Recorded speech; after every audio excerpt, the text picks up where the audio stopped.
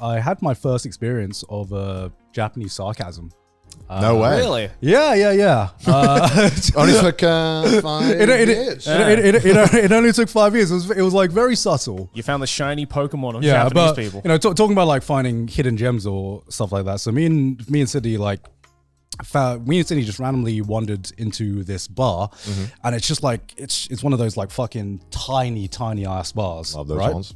Love those places, and it's run by one old Japanese guy who seems like you know sometimes when you get the air that someone has experience, someone's like seen shit, you know. Yeah. So we go into this bar, and this place is decked out with Ashita no Joe.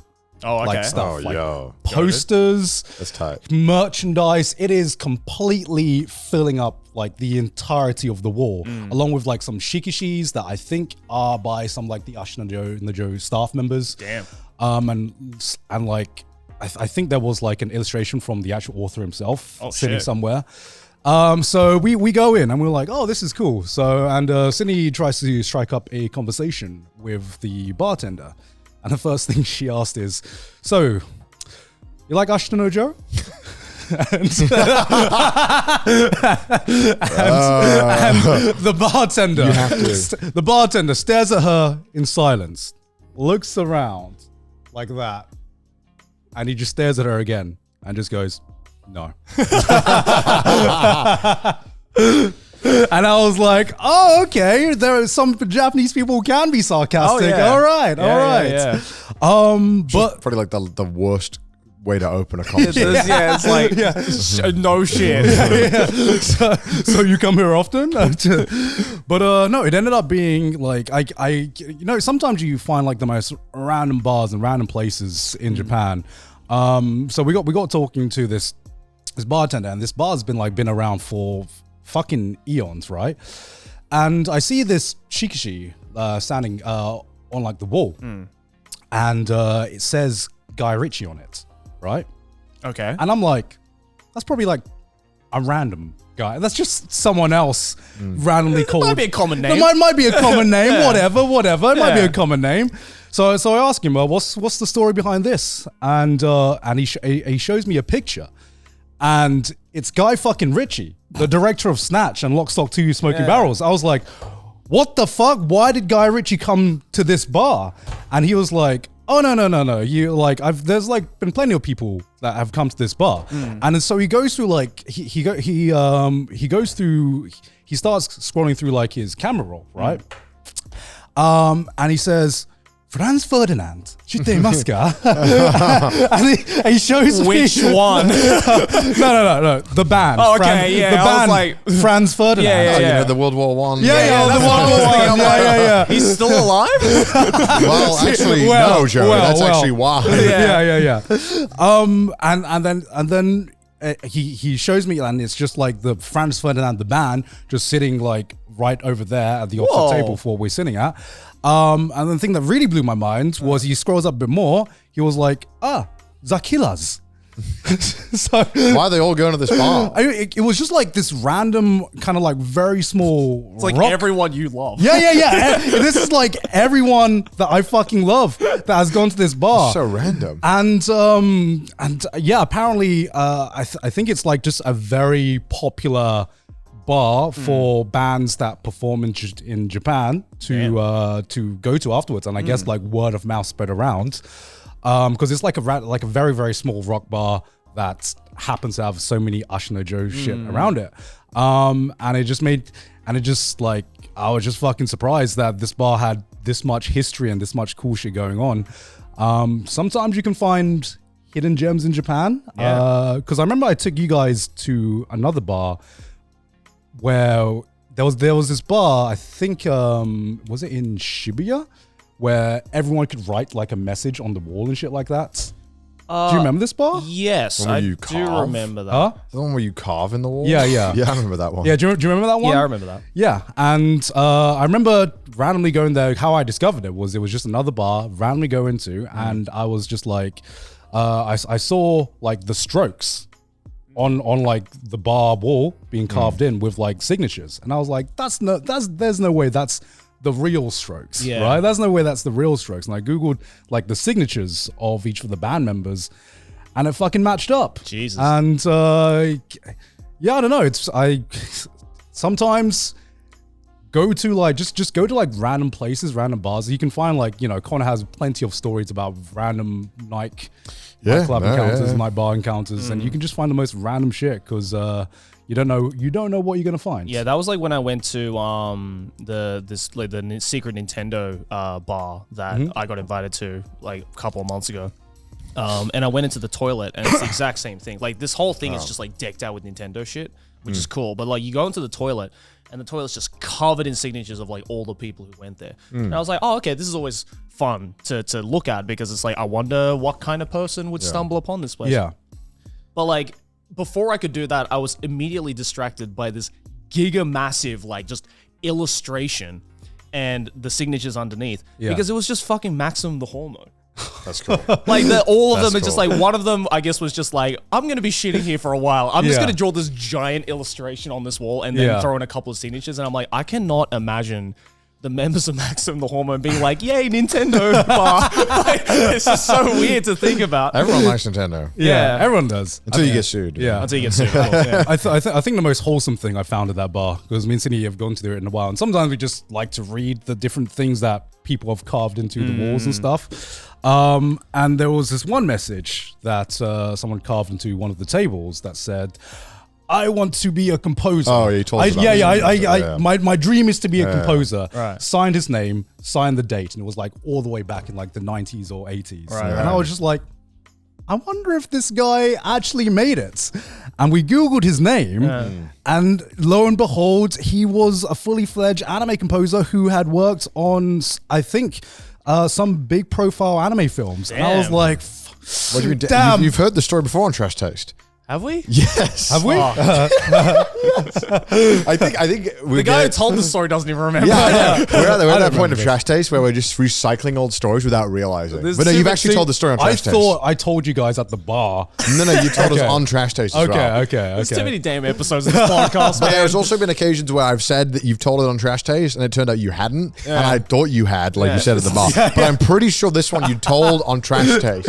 I could be wrong. Because I'm like, But I was like, I may as well let the story play out in case no one has heard Audience, it. find the episode where Gon talks about the story. because you have a 50-50 chance, because sometimes Yeah, when you this repeat sucks why I'm stories, friends with you outside of this. Yeah, Now yeah. I can't fucking remember Because- which one's when you told me outside or in Trash Taste. because I literally can't remember. Okay, I know I've told this story, but have I told this story to the boys in person privately, or have I told this to the boys on the podcast? And sometimes it's hard to remember.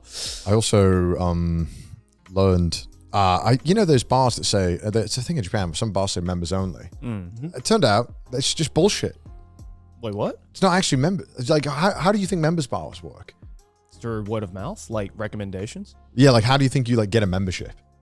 Well, normally you get a membership from like someone who's already a member. Yeah, but how, like they don't, like I realized that like most bars, okay, maybe some of them do, but like most of them don't actually have like some kind of like system. Really? It's just kind of like, yeah, because I took a friend out to Golden Guy because they wanted to go explore it, and I was like, well, I was like, all right, well, let me show you how. So, let's do it.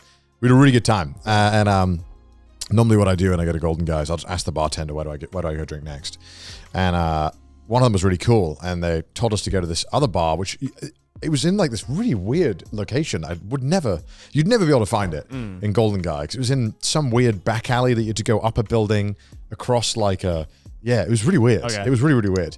And it was just like tucked away in what you'd think is someone's apartment, but it's still technically a Golden Guy. Okay. Went in it, and it was just like someone's manga room.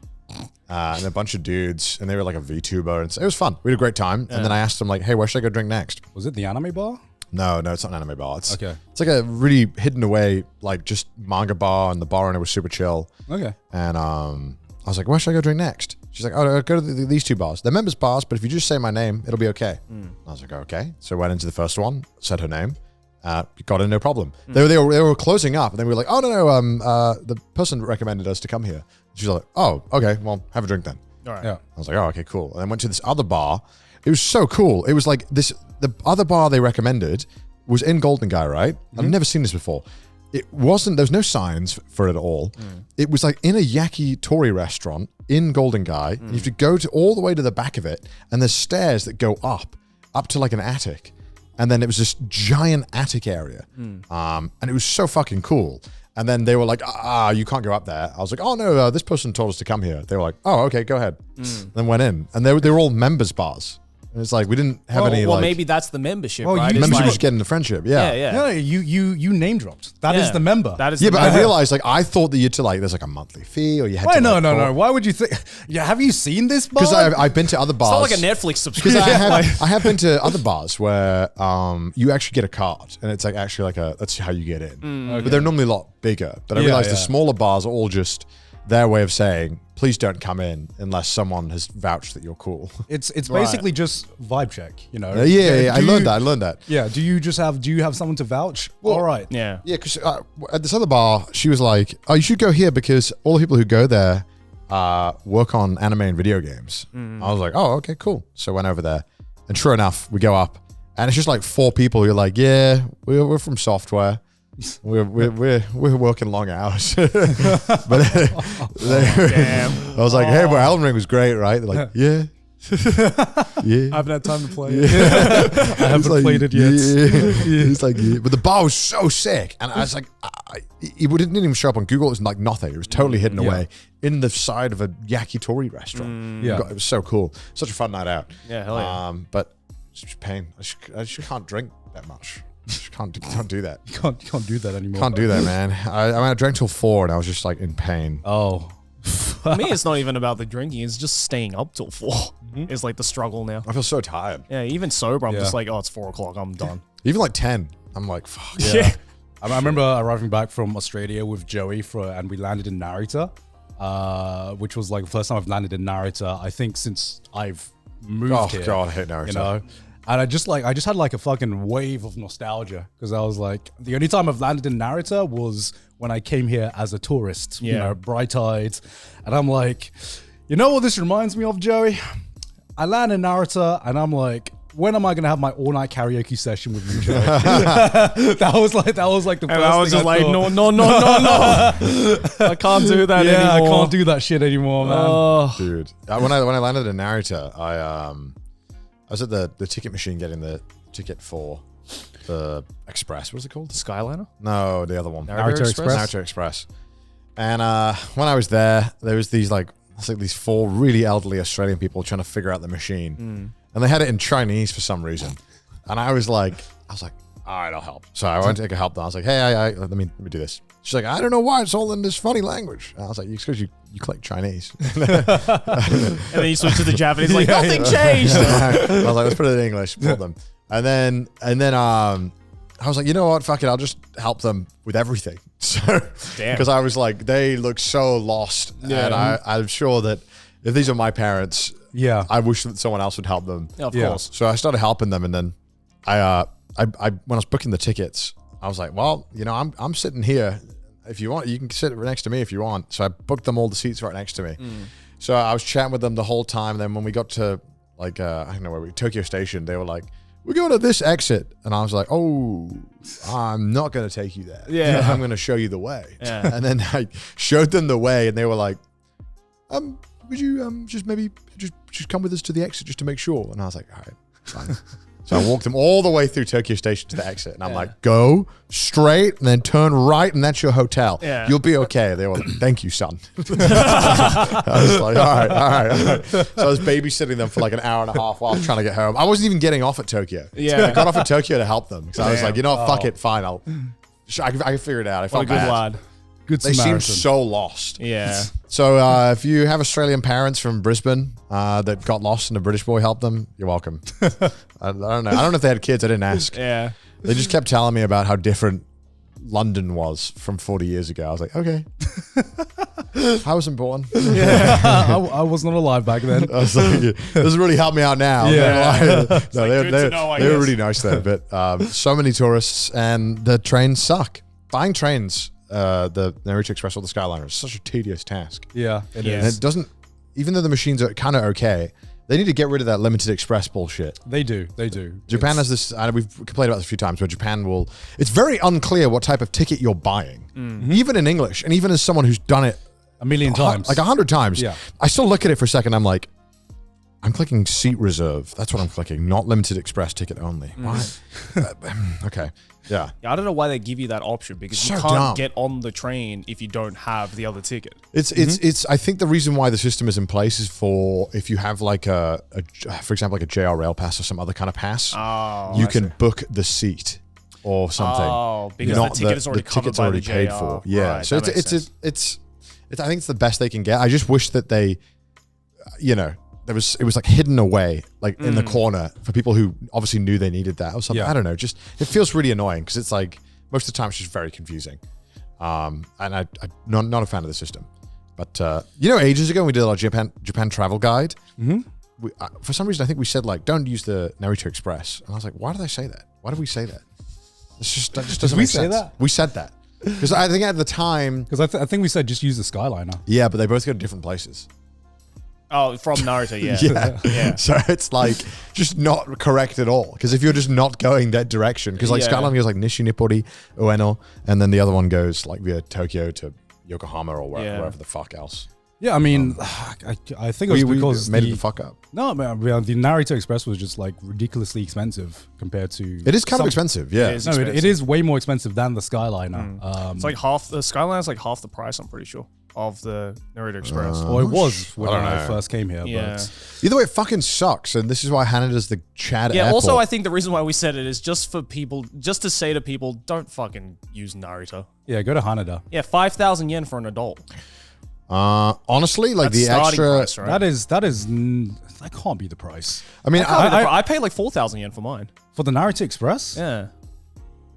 Fuck. Why do I remember paying like I don't know. $100 back when I first? it's came not. here? It's not that expensive. I think Yeah. the green class for me was like 4,000 yen. Okay. Yeah. Maybe my memory's just shit. You know what's funny? Skyline Like 2000. Yeah, Narita's, Skyliner. Narita's fucking dead. Oh yeah. There's like no one at the airport. Because everyone listened to our podcast. Yeah, I think but also a lot of flights do go to Haneda now. But like, yeah, I was kind of shocked. I was like, I landed like in the evening, like 7, 8 p.m. Yeah.